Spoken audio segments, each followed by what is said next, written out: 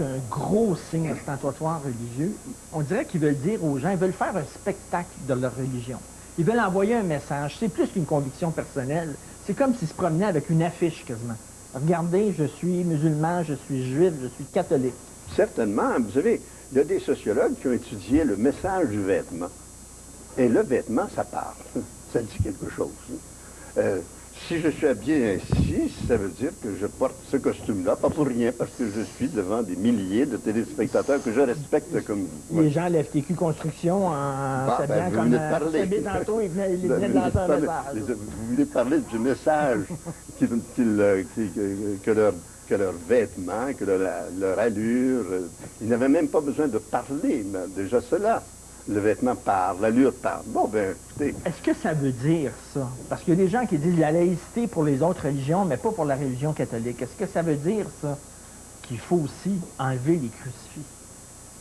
Ben oui, certainement. C'est-à-dire les crucifix dans les lieux publics. C'est-à-dire dans les salles municipales ou dans les tribunaux. C'est déjà fait, d'ailleurs. Hein. Dans les écoles, ça fait bien longtemps qu'il n'y a plus de crucifix. Bien longtemps, quand on a déconfessionnalisé les écoles. Parce qu'en réalité, ce que nous proposons, nous, c'est dans la ligne directe de ce qui se passe au Québec depuis 50 ans, c'est-à-dire une déconfessionnalisation de l'État québécois. Oui, il y a 50 ans, l'État québécois était très confessionnel, non seulement les écoles, les hôpitaux, tout ça, mais aussi les actes juridiques. Hein. On mettait la main sur la Bible. La Bible, c'était l'extrait de naissance, c'était l'acte de baptême. Hein. Et puis le mariage, c'était un mariage devant un religieux. Hein. Et peu à peu, on a... En 50 ans, c'est incroyable le chemin qu'on a fait pour développer un État neutre religieux. Mais là, la religion revient par la porte d'en arrière. Par une autre porte, c'est ça, là, voyez-vous. Sous prétexte de multiculturalisme et tout ça. Et d'ailleurs, vous dites pour un Québec laïque et pluraliste. Ça, c'est important pour vous. Ça veut dire on est laïque, mais ça ne veut pas dire qu'on est fermé aux autres. Au contraire, ça veut dire qu'on est pluraliste parce que laïque. Moi, je veux dire, c'est pas la laïcité ouverte qui est la meilleure, qui respecte le mieux toutes les convictions religieuses. La laïcité ouverte fait que tout à coup, on en respecte une, pas l'autre, une à côté, une autre comme ça. C'est chaotique, c'est anarchique. Est-ce qu'elle est en ligne, ce texte-là est en ligne, le manifeste www.québeclaïque.org. Est-ce qu'il faut être intellectuel pour l'appuyer? Pas du tout. Tout le monde maintenant peut aller signer. Même M. Drouin-Desrouville peut aller la signer? Tous ceux qui savent signer peuvent signer. Parfait. Enfin, je le dis, mieux vaut tard que jamais. Bienvenue dans le club, M. Rocher. Donc, c'est publié dans Le Devoir aujourd'hui. Vous pouvez la lire en ligne. Après la pause, la brutalité policière ou la brutalité des manifestants contre la brutalité policière.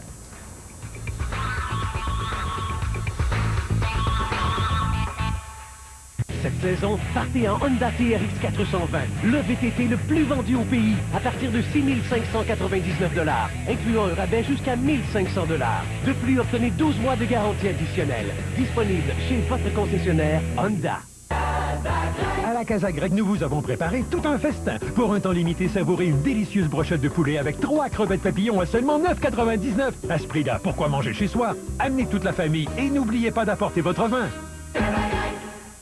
La série Montréal-Québec. Jeudi 19h, la semaine du match. Dimanche soir 19h59, le match en direct de Montréal. Lundi 19h30, l'après-match. À ne pas manquer, seulement à TVA. Lorsque vous devez calculer votre kilométrage d'affaires, utilisez-vous un calepin, une calculatrice ou un boulier?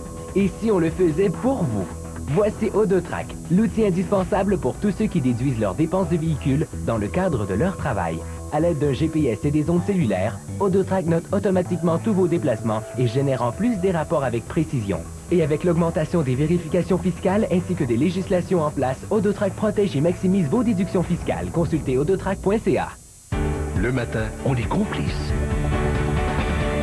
On commence la journée en toute complicité avec Karine Champagne et Jean-François Guérin. À LCN Matin, en semaine dès 5 heures.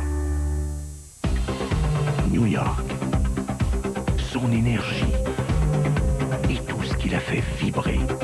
Retrouvez Marie-Joëlle Parent au Beat de New York, en semaine 8h30 à LCN Matin.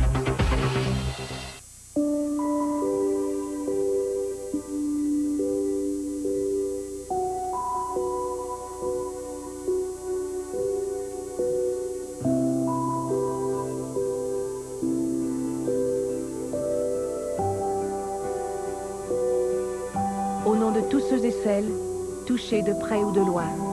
Participez au relais pour la vie de la Société canadienne du cancer, le plus grand événement de collecte de fonds pour la lutte contre le cancer. Ce mercredi, Je suis une hallucination. House, dites-moi ce qui ne va pas. House perd la tête. Ce mercredi 21h à TVA. Le géant motorisé vous invite à Belleuil. Venez visiter 70 motorisés à l'intérieur à la chaleur. Venez voir nos exclusivités des produits Monaco. Signature, Dynasty, Diplomate, Cayman, Monarch, Covina. Aussi les produits Triple A et Damon. Empress, Invitation, Commander, Regency GT, Astoria, Tuscany, Challenger, Georgetown, Lexington. Et les nouveaux produits Pleasureway 2010.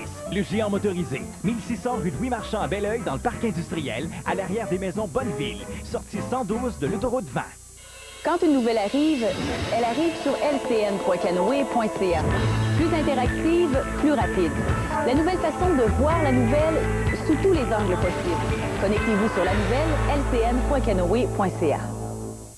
À Hydro-Québec, on a implanté un nouveau système informatique. Résultat, vous risquez de payer plus cher votre facture d'électricité. C'est gros, Hydro-Québec. On parle pas de quelque chose de petit, là. JE Enquête. Ce vendredi 19h.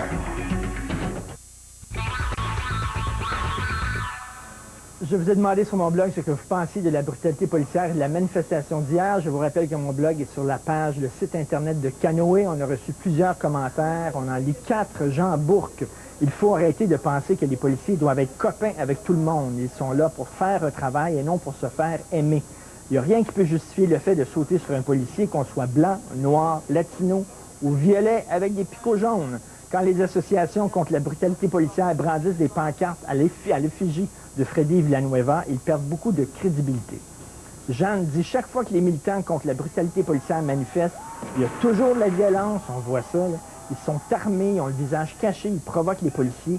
Je crois que cette manifestation est organisée pour cautionner le goût de violence de ces jeunes. Ils s'arrangent pour écœurer les policiers, puis quand la police fonce, ils se retournent vers les journalistes et ils disent, je vous l'avais bien dit, la police abuse de sa force. Il y a beaucoup de gens qui pensent comme vous. Régent Asselin, un habitué de nos commentaires, nos policiers sont comme les citoyens. Il y en a des racistes, des xénophobes, puis il y a des gens pour qui la race et la couleur n'ont aucune importance. Les policiers doivent constamment marcher sur des œufs quand ils interviennent dans les quartiers chauds. Ils ont souvent affaire avec des gens des minorités visibles qui ne cessent de jouer aux victimes. Et finalement, M. Alain M., brutalité policière, faites-moi rire. La police a moins de droits que tous ces petits trouillards qui braillent aussitôt qu'un flic les regarde de travers. C'est ironique de voir des gens manifester contre la brutalité avec des roches, des briques et des barres de fer. Ces grands pacifistes doivent se dire, si tu veux la paix, prépare la guerre. Et pour parler de tout ça, on a dans nos studios à Trois-Rivières M. Michel Oligny, ancien policier spécialiste en intervention de crise.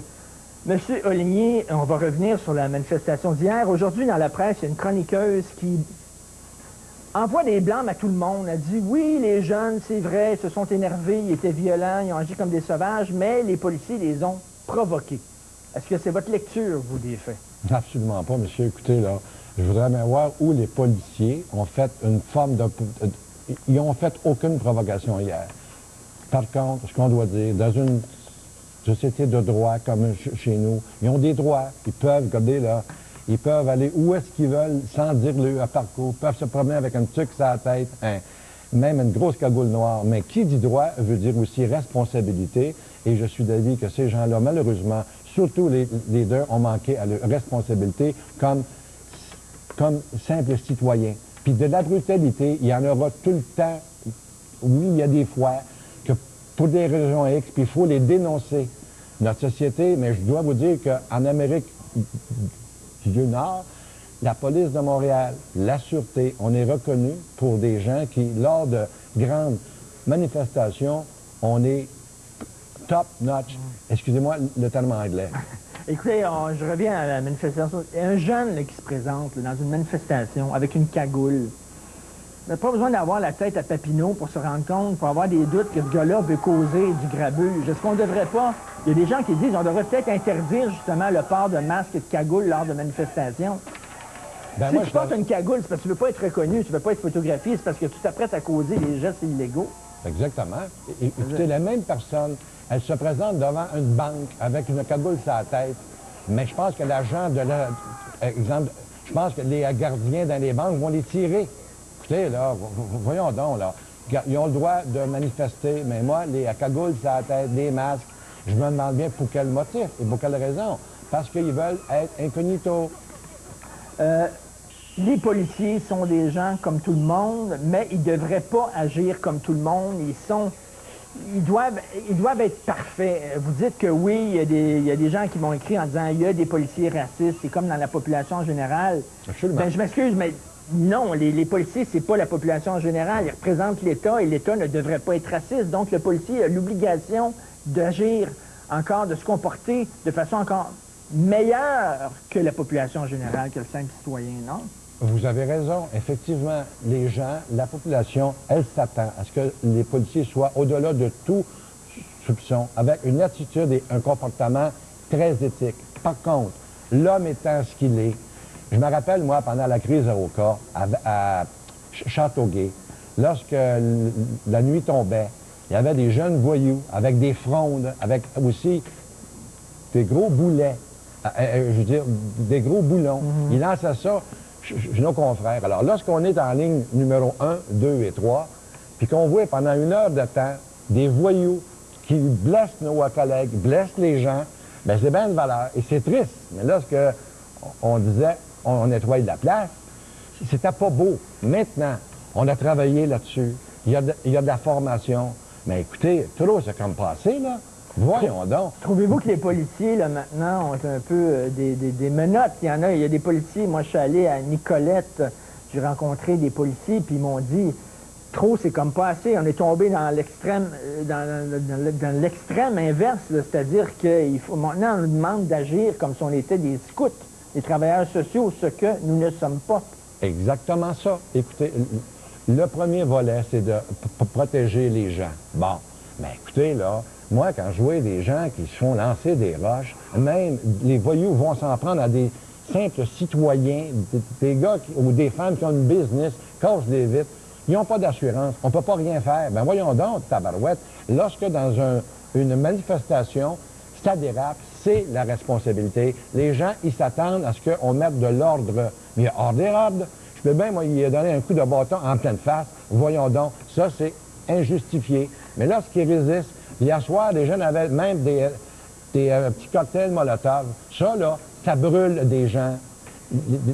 Les gens, hier, avaient des clous, avec des planches, avec des clous. Ben voyons donc. Hey, un instant, là. Le profilage racial, c'est pas rien que des jeunes bums qui se plaignent de ce profilage racial. Il y a des gens dans la communauté, du monde ordinaire, respectable, qui disent « parce que je suis noir, je me fais arrêter par la police ». C'est-tu vrai, ça?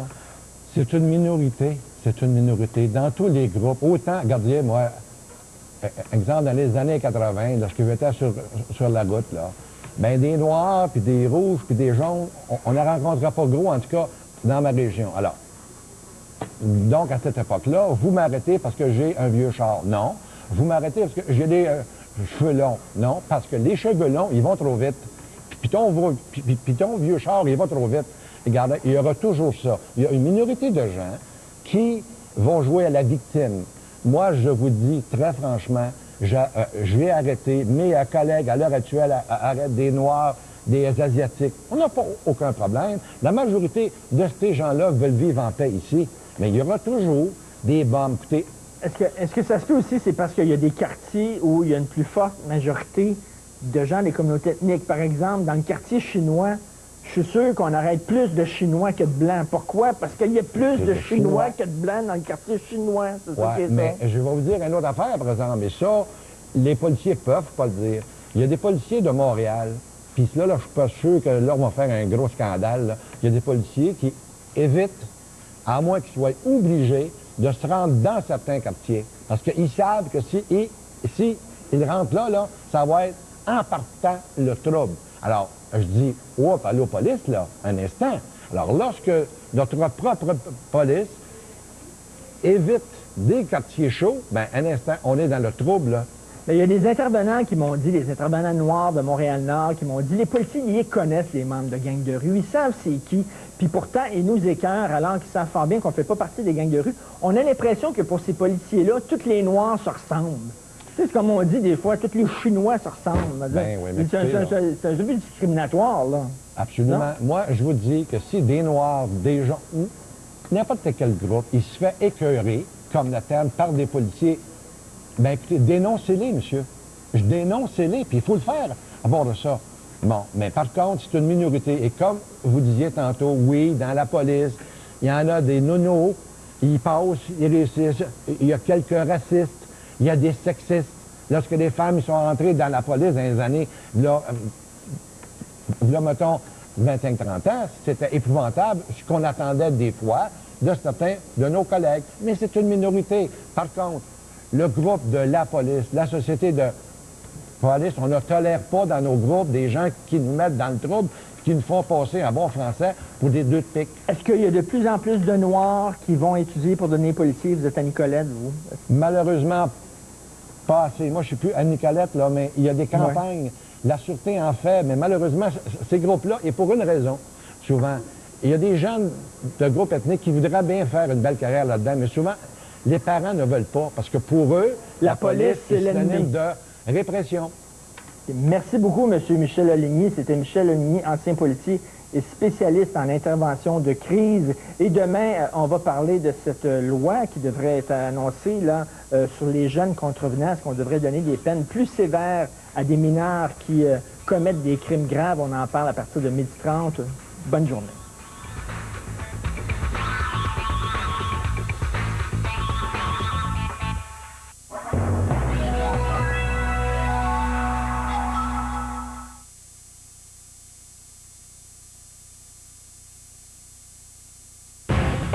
Pour couvrir la scène judiciaire et policière, vous savez à qui vous avez affaire. Le seul et unique Claude Poirier, le vrai négociateur. Du lundi au vendredi 9h à LCN. Quand mon grain parle, on écoute son franc-parler. On écoute son raisonnement. On écoute sa raison. Et surtout, son sens de la justice. Quand mon grain parle, on l'écoute à LCN. En semaine dès 10h. Certains gestes sont fatals, comme l'événement Red Bull Crash Dice. En direct du Vieux-Québec, on se bouscule pour voir l'événement Red Bull Crash Dice. Ce samedi dès 20h30 à TVA. Une présentation de Consigne Action. Vous êtes témoin de l'événement? Peu importe où vous êtes, envoyez vos photos et vidéos à montopo@tva.ca. Plus que jamais, ayez le bon réflexe. LCN. Nous faisons en moyenne 7000 pas par jour, 2,5 millions de pas par année. À 60 ans, 153 millions de pas. Stop! On a un produit pour ça. La glucosamine collagène d'Adrien Gagnon pour le maintien et la formation du cartilage. C'est votre vie. Profitez-en bien. Maman, viens jouer avec nous. On a un produit pour ça. Les Oméga 3 Adrien Gagnon pour la santé du cœur. C'est votre vie. Profitez-en bien avec Adrien Gagnon. Si vous souffrez de reflux acide, vous savez à quel point ce problème peut être douloureux. La douleur est causée par un retour de l'acide de l'estomac vers l'œsophage. Pour un soulagement rapide, les médecins recommandent Gaviscon. Gaviscon érige un écran protecteur qui aide à empêcher un retour de l'acide de l'estomac vers l'œsophage. Gaviscon élimine rapidement les douloureuses brûlures d'estomac et protège pendant des heures. Quand vous souffrez de reflux acide, essayez Gaviscon pour un soulagement rapide. Ceci est une capsule Medifact pour Gaviscon. À Hydro-Québec, on a implanté un nouveau système informatique. Résultat, vous risquez de payer plus cher votre facture d'électricité. C'est gros, Hydro-Québec. On parle pas de quelque chose de petit, là. JE Enquête. Samedi, dimanche, 15h à LCN. La série Montréal-Québec. Jeudi, 19h, la semaine du match. Dimanche soir, 19h59, le match en direct de Montréal. Lundi, 19h30, l'après-match. À ne pas manquer, seulement à TVA. Quand survient une panne électrique, vous pouvez compter sur la lampe de secours Reactor en vente seulement dans les quincailleries et centres de rénovation Home Hardware. Et maintenant, la nouvelle lampe de secours Reactor, plus mince, est à la fois une veilleuse pratique une lampe de secours rechargeable qui reste allumée en cas de panne et une puissante lampe de poche DEL. Alors soyez prévoyants, procurez-vous la nouvelle lampe de secours Reactor plus mince à 14,97 seulement dans les quincailleries et centres de rénovation Home Hardware. Entre nous, c'est du solide. Elle est à toute épreuve, contrairement au nouveau gardien de votre équipe. Elle est fiable, contrairement à votre brigade défensive qui prend de l'âge. Et en ce moment, elle est très intéressante à acquérir, contrairement à celui pour qui votre joueur préféré a été échangé. L'événement marquant Honda est en cours. Obtenez un taux de location à partir de 0,9% sur l'Accord, la Civic et le CR-V. L'événement marquant Honda, jusqu'au 31 mars seulement. Bernard Gauthier se défend et nie les allégations d'intimidation sur les chantiers de construction de la Côte-Nord. Les campagnes de salissage, là, ça fera.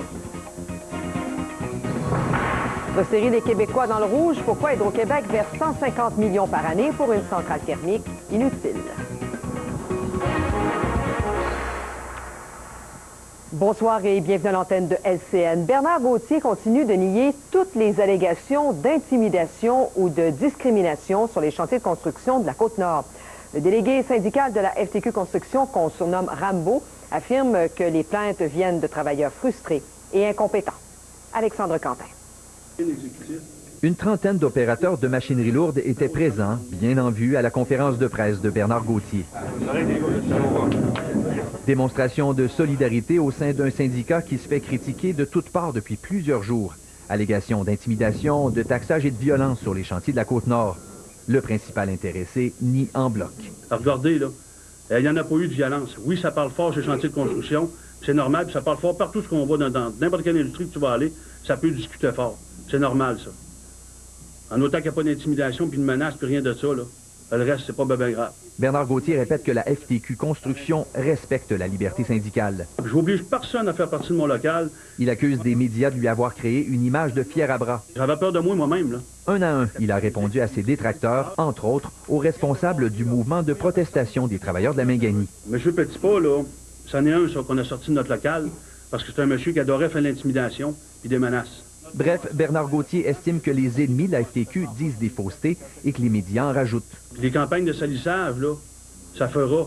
Mais d'autres syndicats de la construction maintiennent que l'intimidation sur les chantiers n'est pas une légende et que des mesures doivent être prises pour l'enrayer une fois pour toutes.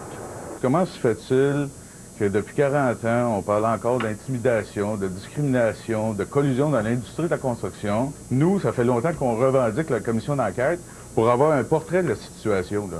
Malgré tout, des travailleurs de la Côte-Nord donnent un appui inconditionnel à Bernard Gauthier. C'est une super belle job, ce gars-là. Là. C'est bon ce qu'ils ont fait. Okay. Les déclarations de Bernard Gauthier réussiront-elles à calmer la situation tendue? En tout cas, le chantier de la rivière Romaine a repris son cours normal en fin d'après-midi.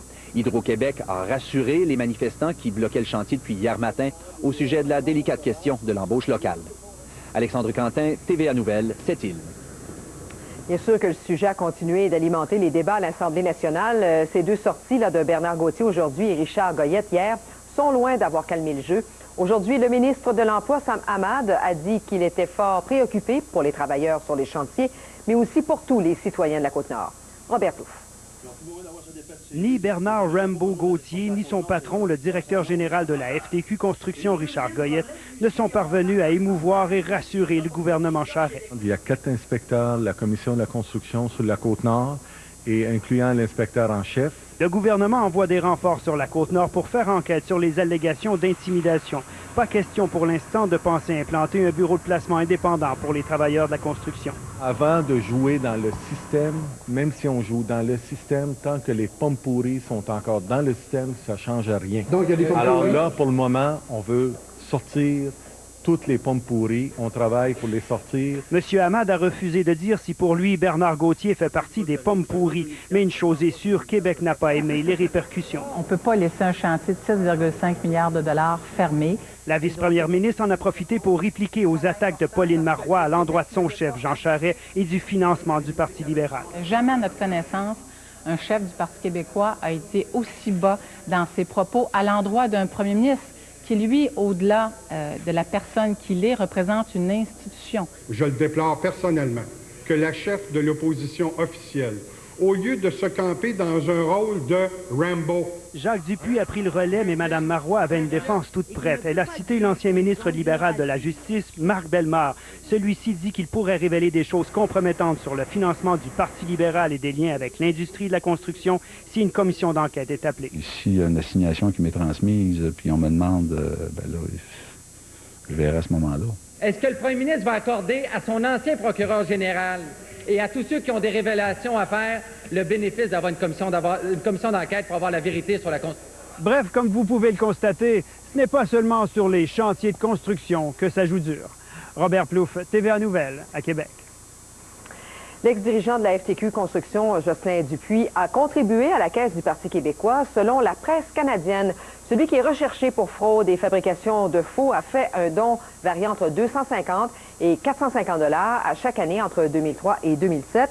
Son successeur, Richard Goyette, aussi sur la sellette à la suite de ces allégations d'intimidation sur les chantiers, aurait aussi été un donateur assidu au Parti québécois pour des contributions de quelques centaines de dollars en 2003, 2005, 2006 et 2007. Plusieurs têtes d'affiche de la FTQ, comme par exemple Henri Massé et Jean Lavallée, l'actuel président Michel Arsenault et le secrétaire général de la FTQ, René Roy, auraient tous contribué à la caisse péquiste depuis 2003. Toujours selon la presse canadienne, les recherches n'ont pas permis de retrouver pareille contribution au Parti libéral du Québec. Alors, on le voit chaque jour, les dossiers chauds s'accumulent sur le bureau du premier ministre Jean Charest. La construction, la santé, les accommodements raisonnables, les promesses électorales non tenues. On peut écouter le commentaire de notre analyste Jean Lapierre. M. Charest a obtenu un mandat majoritaire en disant aux Québécois, fiez-vous sur moi, je m'en occupe. Et actuellement, il y a de l'air complètement en dehors du circuit. Il y a de l'air à s'intéresser plus à ce qui se passe à l'international que ce qui se passe chez nous.